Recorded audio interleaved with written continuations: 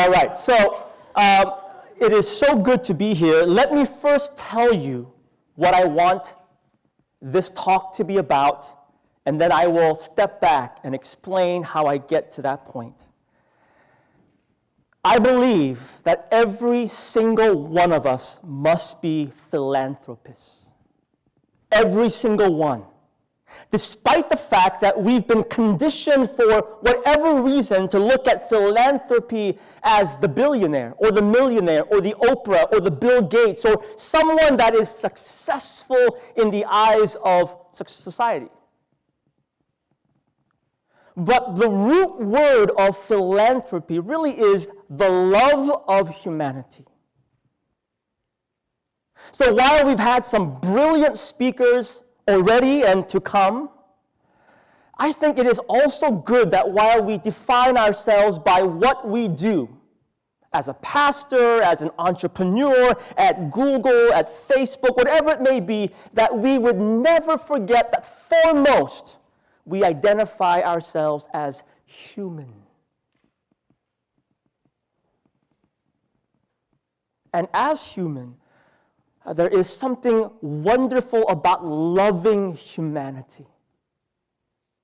It's probably not the best thing at a TED event to criticize ideas.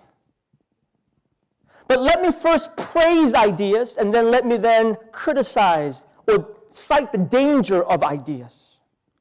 Ideas are amazing. Already in our few hours, we've been just encouraged by this flowing of ideas. It's ideas that lead to innovation and changes, and we should all be fans of innovation and changes. Because of innovation and changes, you could see how even the most basic tool of communication that we use now, the phone, has changed so dramatically. Earlier, you heard someone talk about one of the earlier phones. I have one of those earlier phones. You laugh, but this was my phone many, many years ago. I'm 41.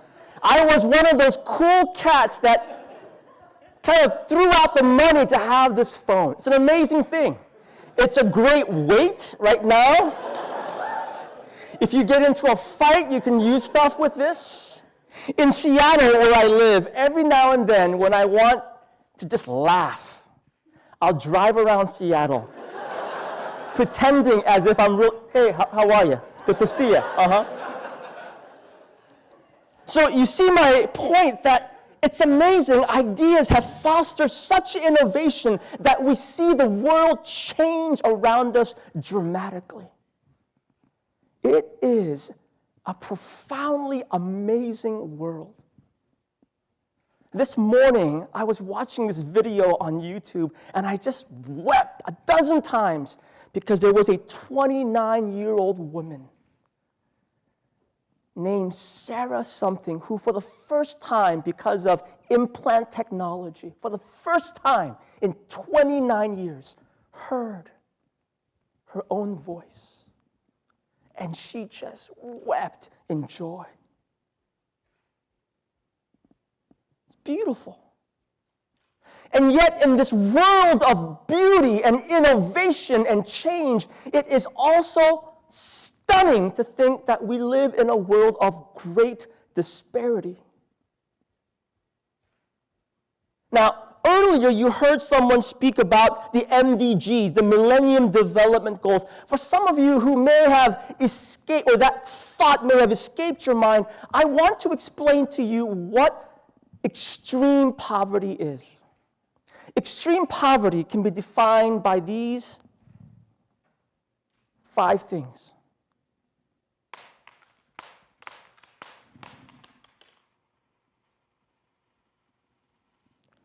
$5. That is extreme poverty.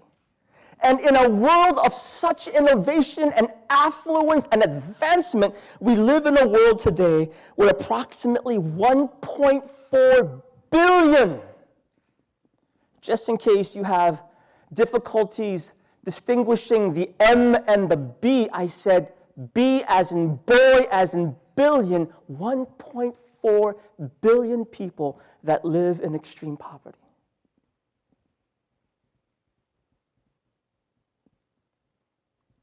Approximately 900 million people don't have access to clean water.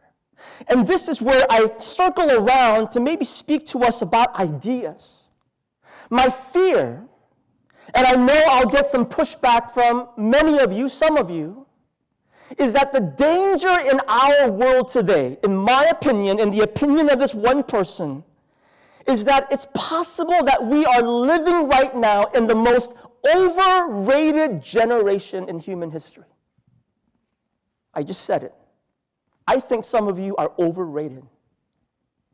And the reason why I say that is because there is such a great incubation of ideas that I fear that if you're anything like me, that we might actually be more in love with the ideas than the actual implementation and action of ideas. And it's not to say that we shouldn't foster ideas. That's what TED is. What's helped many of our speakers move forward is the engagement of ideas. But what if we become a passive generation of people who think that simply putting something on your Facebook status or tweeting something is actually profound action? Now, how do I know? Because I am an example of a very overrated person. You see, I'm a talker. I was introduced earlier as someone who I pastor a church, so I speak in front of hundreds of people, speak at conferences for thousands of leaders. And after a while, when you speak enough and write enough and tweet enough and status enough, you begin to actually like the idea of the idea more than the action. Because, think about this for a second. Who amongst us here doesn't love the idea of compassion? If that's you, you're a jerk. Tweet that. Who amongst us here doesn't love the idea of justice and mercy? I do. But I found myself loving the ideas more. It's like exercise. Like, I love the idea of exercise. I have a bicycle. I have a treadmill. I have a thigh master, butt master, ab master. I have lots of masters. But if I can be very honest with you, I don't exercise. I love the idea more. So, this is my family. My wife and 3 kids. We look good all the time, just like this. This is not even Photoshop. This is our family. Now, the reason why I shared this with you is that we found ourselves loving things about compassion and justice, but not necessarily doing anything about it. 4 years ago, I was in a country called Burma. Burma is also known as Myanmar. The first time I heard something about Burma was through a musician by the name of Bono. In his band U2, he wrote a song called Walk On, which was a tribute song to a woman named Aung San Suu Kyi, who's been in prison for a good chunk of that 21 years, beginning in 1989, for a total of 15 years. The democratically elected president.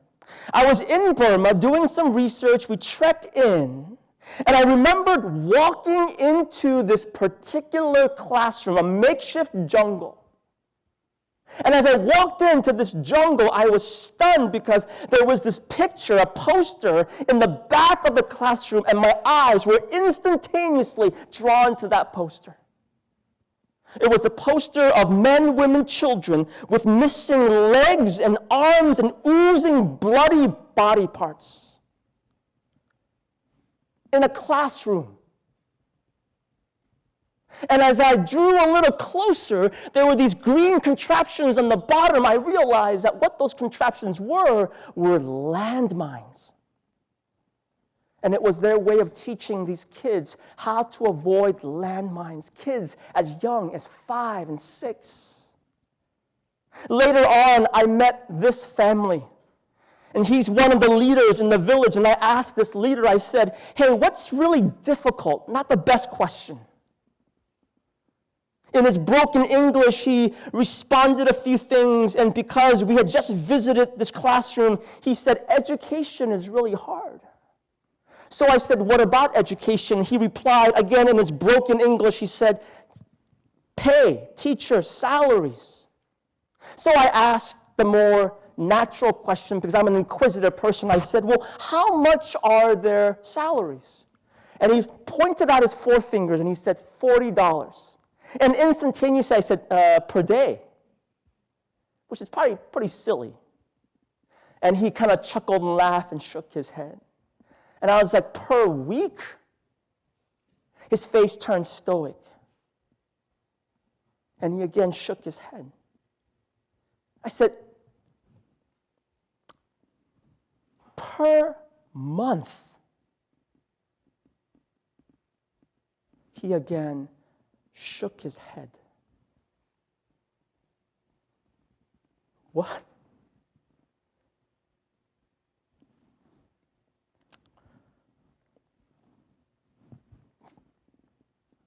$40 per year? And he finally nodded. Messed me up. But it also encouraged me. Because for some reason, I've been conditioned to think that unless you're Oprah, a millionaire, incredibly successful, you really can't make a difference. Especially in philanthropy.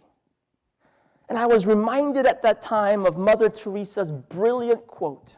If you can't feed 100 people, then just feed one. You can't change the entire world. But what if every single one of us saw our self-identities as a lover of humanity? So I came back and I shared my story with my wife. And as I shared my story with my wife, we had this conviction, and we've been criticized by many people, but we had this conviction as we discussed and prayed and shared our stories with our kids to give up a year's wages. Now, this is self-disclosure, trying to be as honest as I can. I make $68,000 as a pastor. That's my salary. Now, I don't know if that sounds like a lot to you or not. If you're in school, you're like, wow. Maybe for our distinguished speakers, they're like, I'll buy you dinner.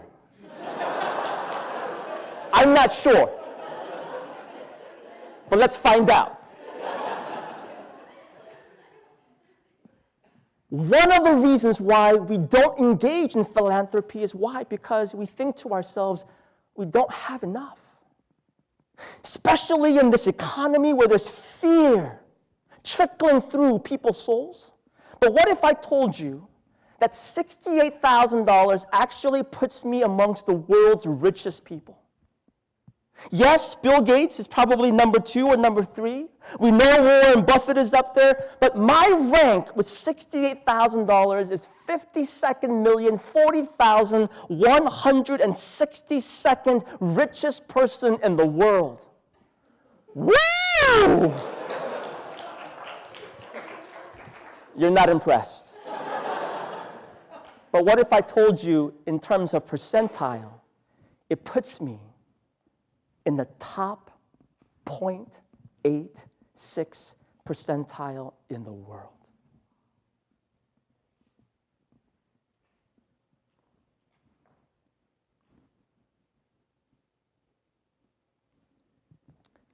So 3 years we saved, we sold off stuff, including my beloved midlife crisis car. I had this 1990 Mazda Blue Miata that I call Blue Thunder. Our kids, we told them for 3 years, piano lessons, stuff, let's just go on pause, just for a season of our lives. And the reason why I'm sharing this with you is not to sound like some dramatically altruistic person. But I want you to know that part of leadership is that you can never ask people to do something you're not willing to do. That is the most profound thing that I can impart to you about leadership.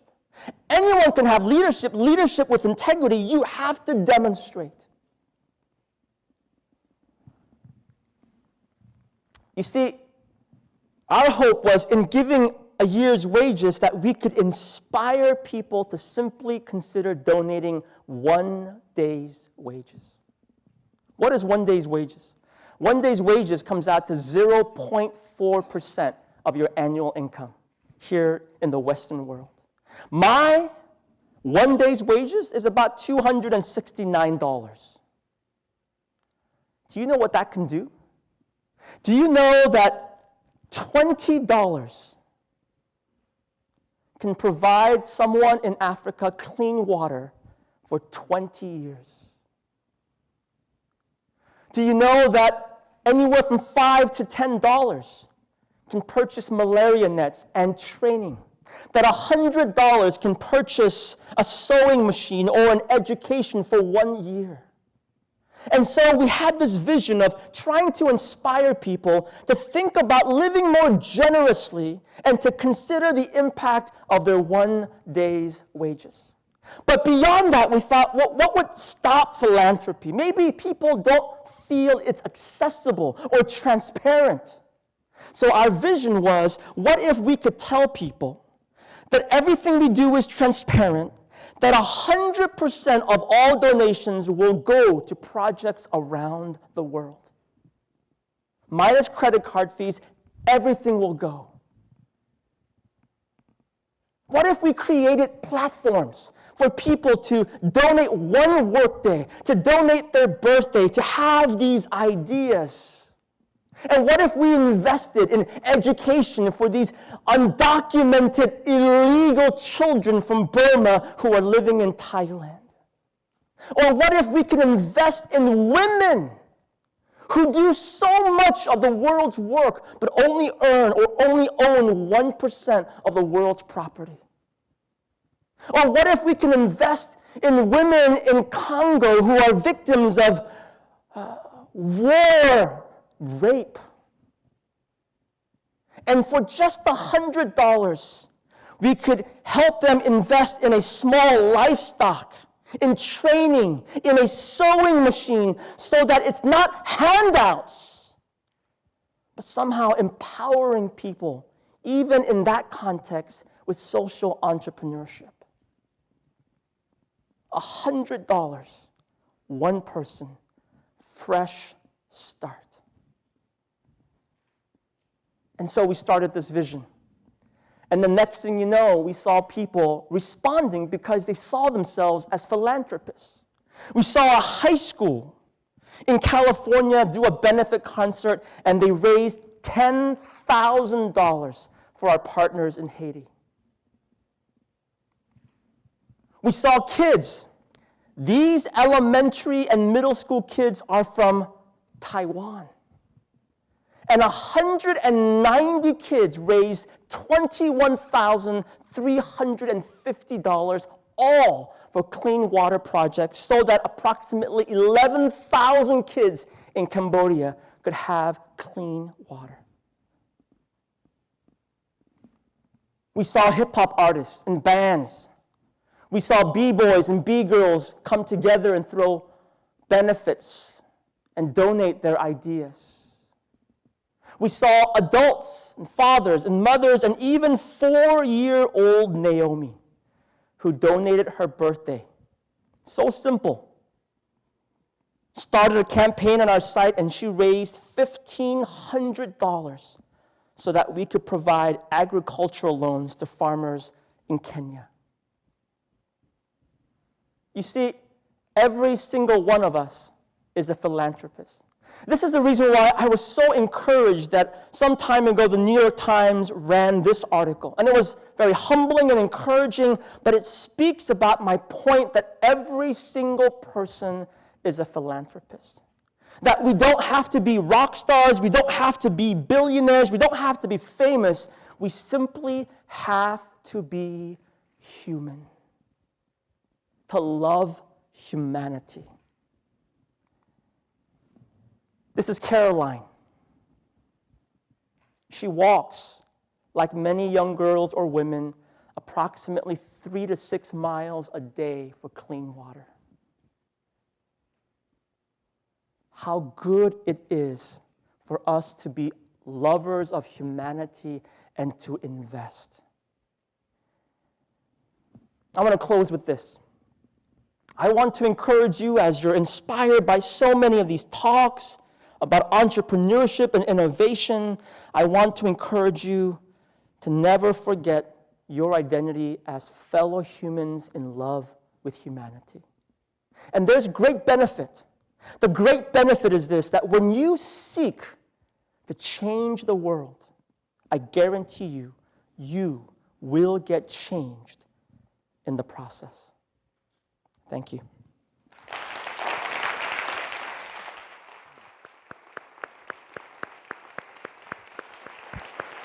Ladies and gentlemen, Mr. Eugene Cho.